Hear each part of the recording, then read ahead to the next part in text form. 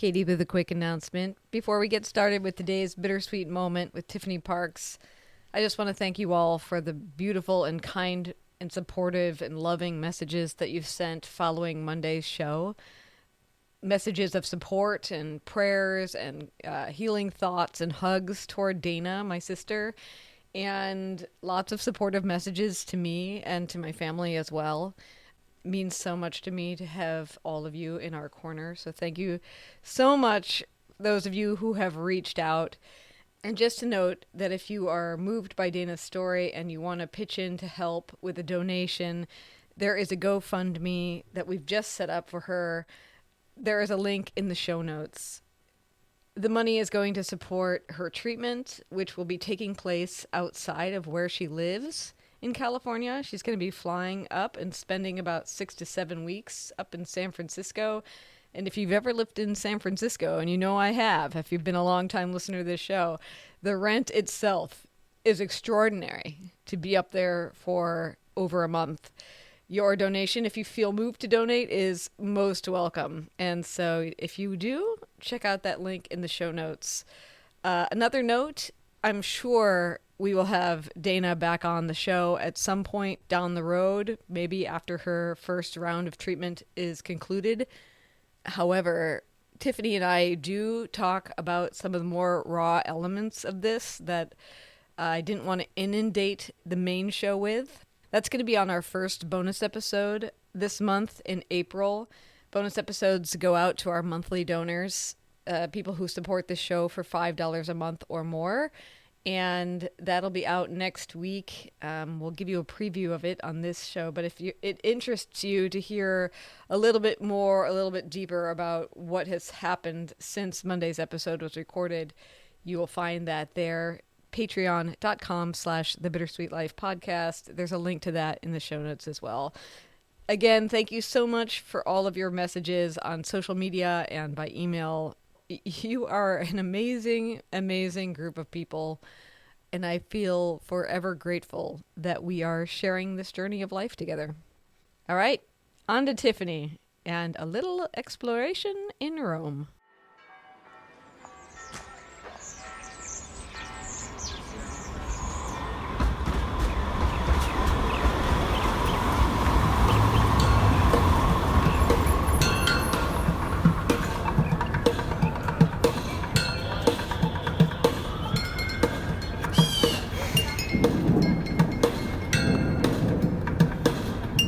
Hello, I'm Katie Sewell, and this is A Bittersweet Moment with Tiffany Parks.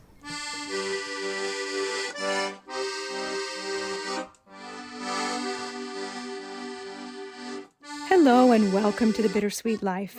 I'm Tiffany Parks, and this is your midweek Bittersweet Moment. In the spirit of heading off the beaten track and avoiding the most touristy parts of Rome, which is something that we at The Bittersweet Life are passionate about, today, I'm going to suggest a walk down one of the most beautiful and centrally located streets in Rome, which also happens to be one of the least visited by tourists. Even at the height of high season, this gorgeous and historic street is usually deserted, except for a few locals, because it's just far enough out of the way of major tourist attractions to be ignored by most visitors, and also because of its lack of restaurants and coffee bars. So it really feels like a street that belongs to another time. Via Giulia is something of an anomaly because it's very long, it's very straight, and it's very wide, or it was very wide for the time in which it was built. And this is in a city where the vast majority of large arteries are either ancient holdovers or modern roads that date to the late 1800s or later. So Via Giulia is really one of the only roads of its kind to be built in the Renaissance.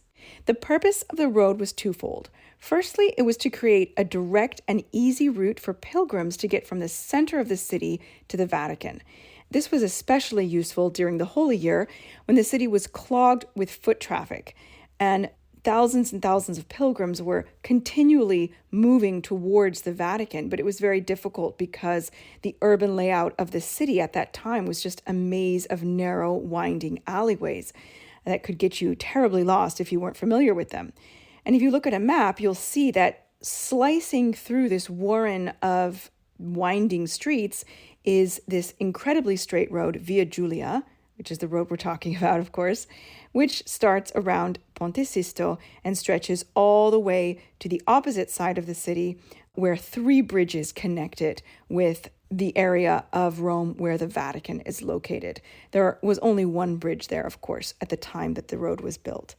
The second purpose of the road was to create a stately avenue that would be home to majestic palaces and financial institutions that would testify to the renewed power of the Catholic Church and the resurging dominance of Rome as a major power player.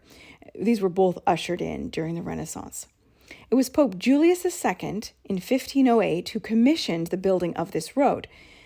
This, by the way, is the same pope who hired Michelangelo to paint the ceiling of the Sistine Chapel in the very same year. Julius II entrusted this project to the Renaissance architect par excellence, Donato Bramante. And if you're paying attention, you'll remember that Donato Bramante was also the architect of the exquisite Tempietto on the Gianicolo Hill, which we talked about in a previous Bittersweet moment. The result was one of the grandest streets Rome has ever seen before or since. A walk down Via Giulia is a leisurely, low-effort way to explore a side of Rome that you might otherwise miss. I suggest you start at the end of the street closest to Ponte Sisto, which is a 15th century footbridge that connects Trastevere to the center of Rome. As you walk down the road in a west by northwest direction, you will immediately come across on your right the rear of the enormous Palazzo Farnese. Palazzo Farnese was the largest private palace that ever belonged to one family in Rome. It is no longer a private palace, but it was at this time, and it is absolutely enormous.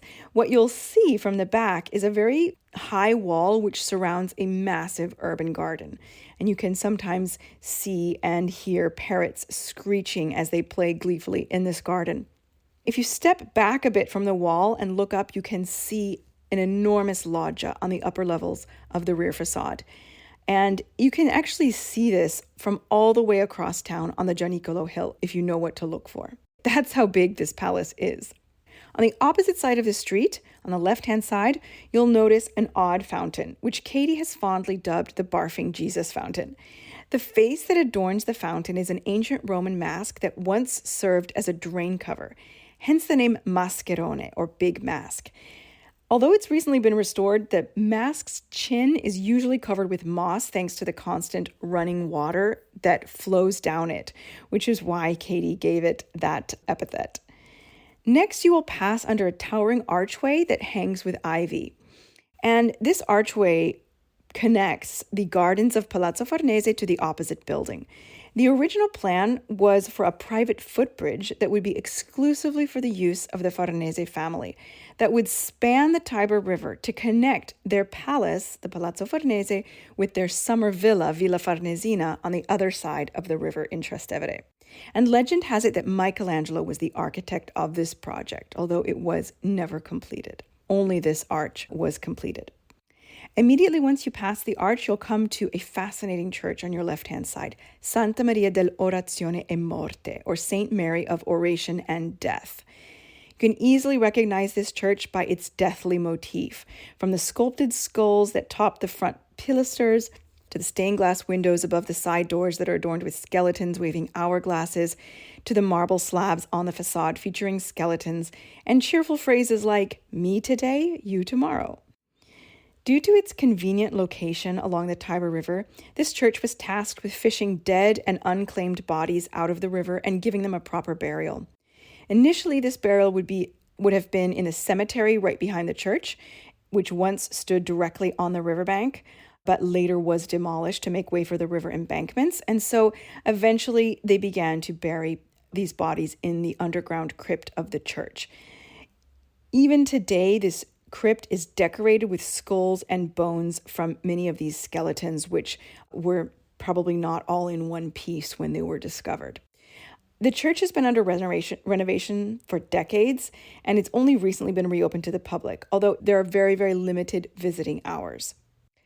As you continue along the street, you'll come to Palazzo Falcanieri, also on your left, which was designed by the great Baroque architect Francesco Borromini. This palace now houses the Hungarian embassy, so it's not open to visitors, but it has an interesting facade. If you look carefully, you will find busts at the top of pilasters, busts of falcons, of course, an ode to the name of the family. But these falcons are strange because they each sport a pair of human breasts. And at the very end of the street, you'll reach another church, San Giovanni dei Fiorentini, which has a magnificent facade. And if you are a Borromini enthusiast like myself, you'll want to go in and pay your respects at the tomb of that brilliant and tortured architect, which you can find to the left of the high altar, just a simple black and white slab of marble embedded into the floor. I hope that if a visit to Rome is in your near future, you will take the time to visit this beautiful street. We will definitely be visiting it on our next Roman adventure, which is happening in October of this year, 2025, the 5th to the 11th of October.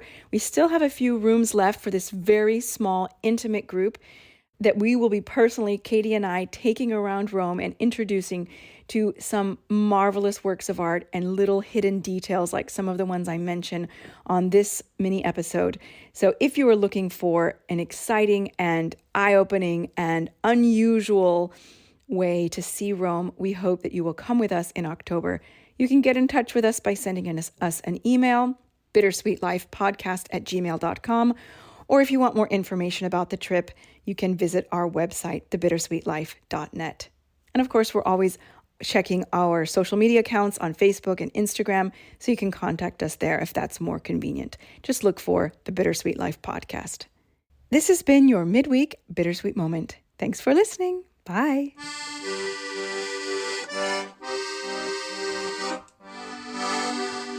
Thanks for joining us. Subscribe to the show if you haven't already. And if you love it, leave us a good review and tell all of your friends about us. Also, if you have an idea for a bittersweet moment, send it to us by email or voice memo. We're at bittersweetlife@mail.com, or find us using the contact page at thebittersweetlife.net.